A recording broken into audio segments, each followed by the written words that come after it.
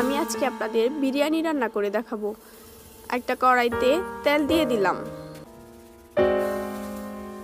তেল গরম হওয়ার পর 1 কাপের মতো পেঁয়াজ দিয়ে দিলাম। পেঁয়াজগুলো বেরেস্তা করে নিব।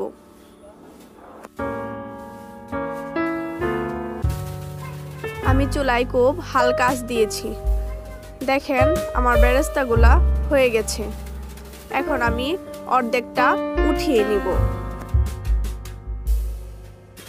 গরম তেলের মধ্যে দিয়ে দিলাম এলাচ, দারচিনি, তেজপাতা ও মিষ্টি সজ।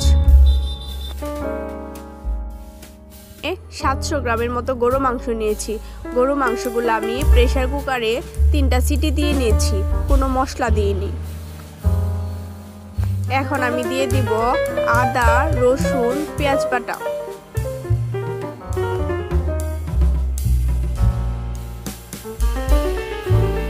দিয়ে দিব 4-5টি কাঁচামরিচ।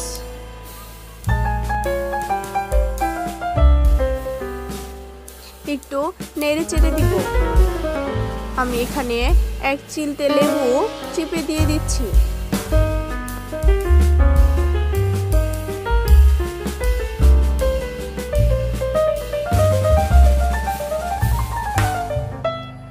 স্বাদ মতো লবণ দিয়ে দিব।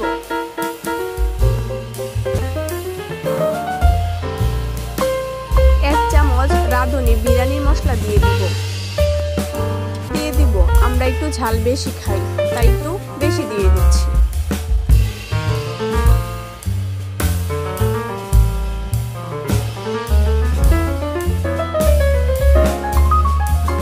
গরম মশলা দিয়ে দিব।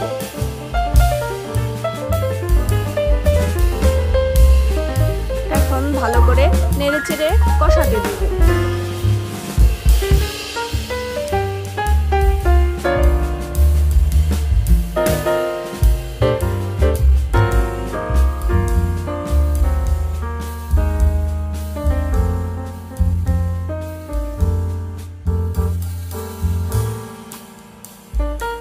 মশলাটা কষানো হলে আমি অল্প পানি দিয়ে দিব।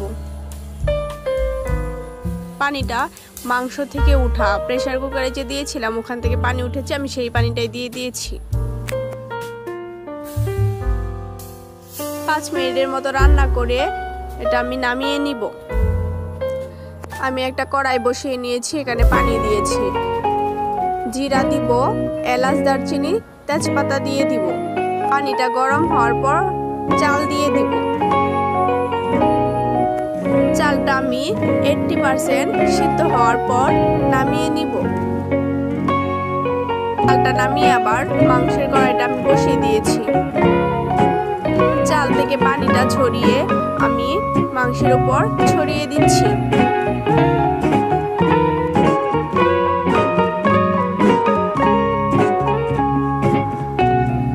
এভাবে হাই হিটে 5 মিনিটের মতো রান্না করে নিব। এখানে আমি কিশমিশ দিয়ে দিচ্ছি ও বাদাম কুচি দিয়ে দিচ্ছি। উপরে পেঁয়াজ বেরেস্তা যেগুলো রেখেছিলাম সেগুলো আমি দিয়ে দিচ্ছি।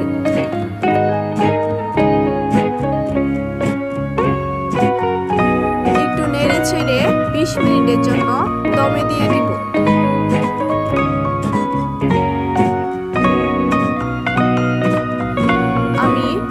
রুটি ভাজার তাওয়ার নিচে দিয়ে দিচ্ছি।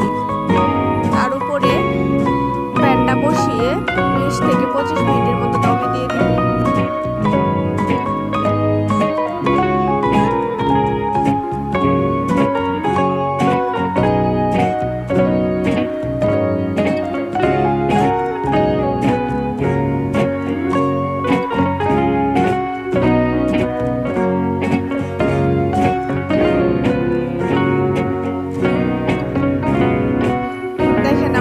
আসলাম 20 মিনিট পর।